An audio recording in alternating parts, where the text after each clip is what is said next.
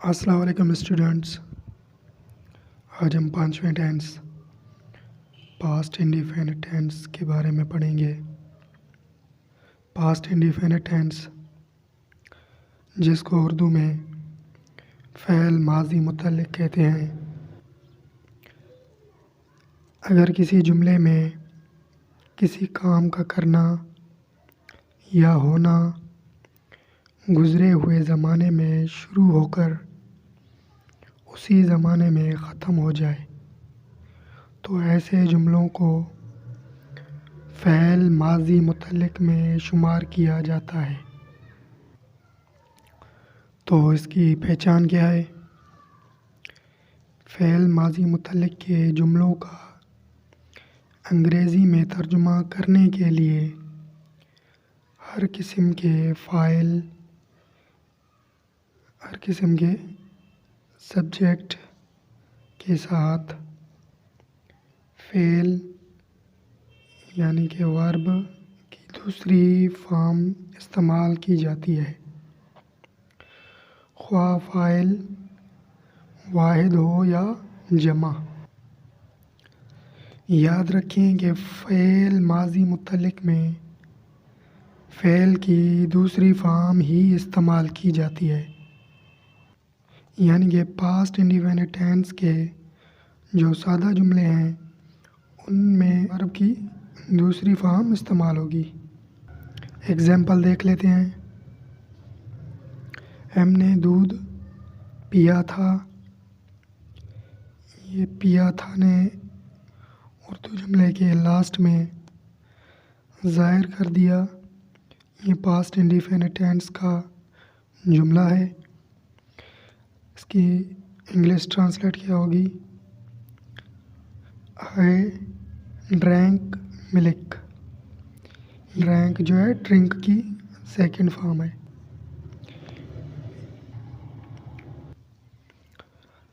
सादा जुमले में हेल्पिंग वर्ब यहाँ इसका इस्तेमाल नहीं होगा। हेल्पिंग वर्ब सिर्फ इसके इनकारिया और सवालिया जुमलों में इस्तेमाल होगा। ठीक है। दूसरा जुमला है हमारा, हमने मैच जीता था। ये लास्ट में जीता था, ये इसने ज़ाहिर कर दिया पास्ट इंडिफिनिट टेंस को। अच्छा, इसकी ट्रांसलेट क्या होगी? We won the match. ये विन की सेकंड फॉर्म वॉन। ठीक है। तीसरा जुमला क्या है हमारा? हमाद ने मेरा कलम चुराया था। ये यहाँ से चुराया था का ये या था इसने जो है पास्ट इंडिफिनिट टेंस को ज़ाहिर कर दिया। इसका ट्रांसलेट होगा हमाद स्टोल माय पेन। ये जो है सेकंड फॉर्म है स्टील की। स्टील जो है इसकी फर्स्ट फॉर्म है, स्टोल इसकी सेकंड फॉर्म है। ठीक है। स्टोल मतलब चुराना। अब मनफी या इनकारिया जुमले बनाने का तरीका आपको बताते हैं। मनफी या इनकारिया जुमलों की तारीफ़ सुन लें। फ़ेल माजी मुतल्लिक़ के जुमलों को इनकारिया बनाने के लिए फ़ाइल यानी सब्जेक्ट के बाद डिड नॉट। ठीक है। ये देखें डिड यहाँ पर आ गया, इसका हेल्पिंग वर्ब। ये सिर्फ इनकारिया और सवालिया जुमलों में हेल्पिंग वर्ब लगेगा। ठीक है।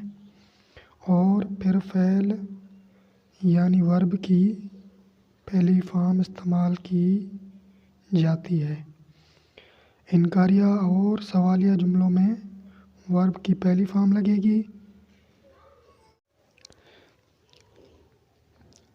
पास्ट इंडिफिनिट के सादा जुमले में वर्ब की दूसरी फॉर्म लगेगी, जबकि इनकारिया और सवालिया जुमलों में वर्ब की फर्स्ट फॉर्म यूज़ होगी।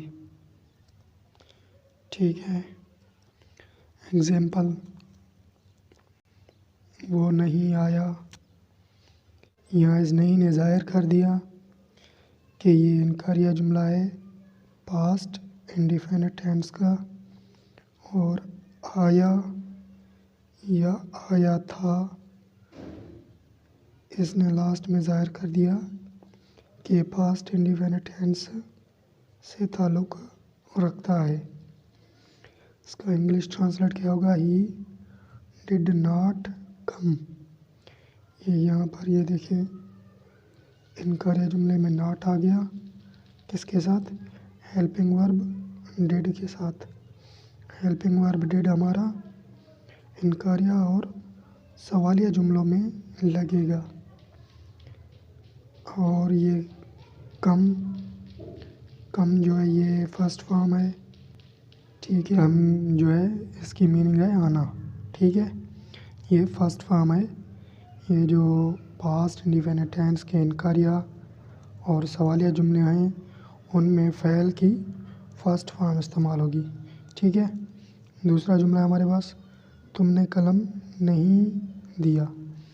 तुमने कलम नहीं दिया या तुमने कलम नहीं दिया था, ये जो है पास्ट इंडिफिनिट टेंस से ताल्लुक़ रखता है, ठीक है।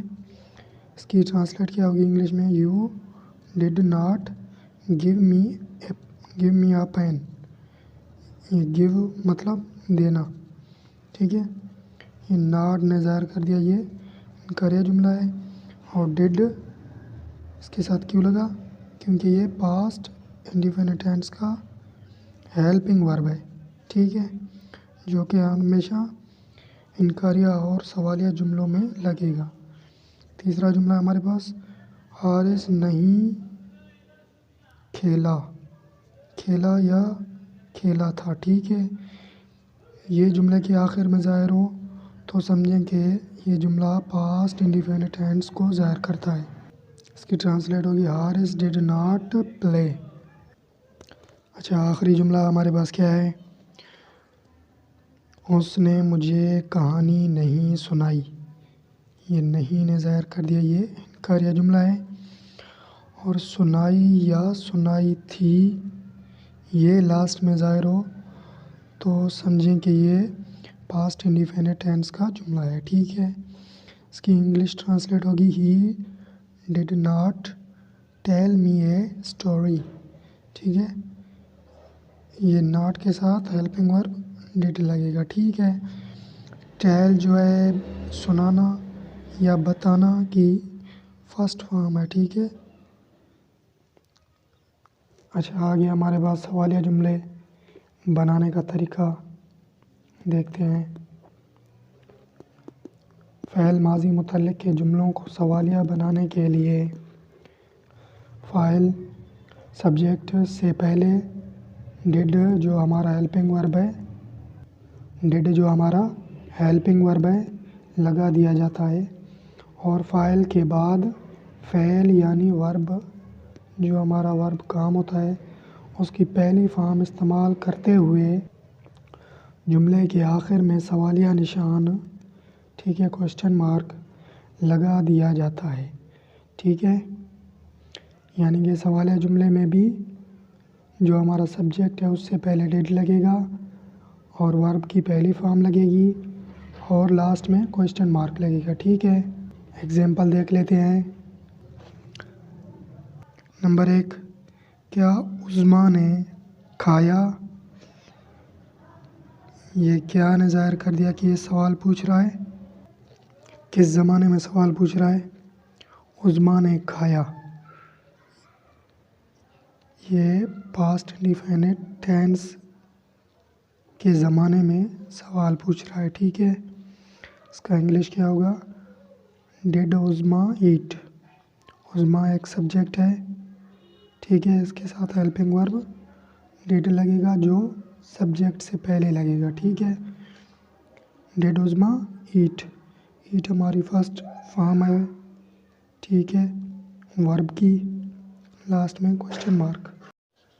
अच्छा, नंबर 2 है हमारे पास, क्या फ़रहान ने लिखा? या ऐसे भी जुमला आ सकता है, क्या फ़रहान ने लिखा था। तो ये पास्ट इंडिफिनिट टेंस का जुमला होगा। ठीक है, क्या ने ज़ाहिर कर दिया कि ये सवालिया जुमला है। ठीक है, लिखा या लिखा था ने ज़ाहिर कर दिया कि पास्ट इंडिफिनिट टेंस का जुमला है। इसकी इंग्लिश ट्रांसलेट होगी डिड फरहान राइट। ठीक है, डिड जो है हेल्पिंग वर्ब है पास्ट इंडिफिनिट टेंस का, राइट जो है फर्स्ट फॉर्म है वर्ब की। ठीक है, वर्ब की फर्स्ट फॉर्म राइट है। राइट मतलब है लिखना। ठीक है, ये वर्ब की फर्स्ट फॉर्म है। क्या जिब्रान ने पिया, अभी ये तीसरा जुमला है। इसमें क्या ने ज़ाहिर कर दिया कि ये सवाल कर रहा है। सवाल कर रहा है किस ज़माने में, पास्ट इंडिफिनिट ज़माने में। ठीक है, इसका इंग्लिश होगा डिड जिब्रान ड्रिंक, ये लास्ट में क्वेश्चन मार्क।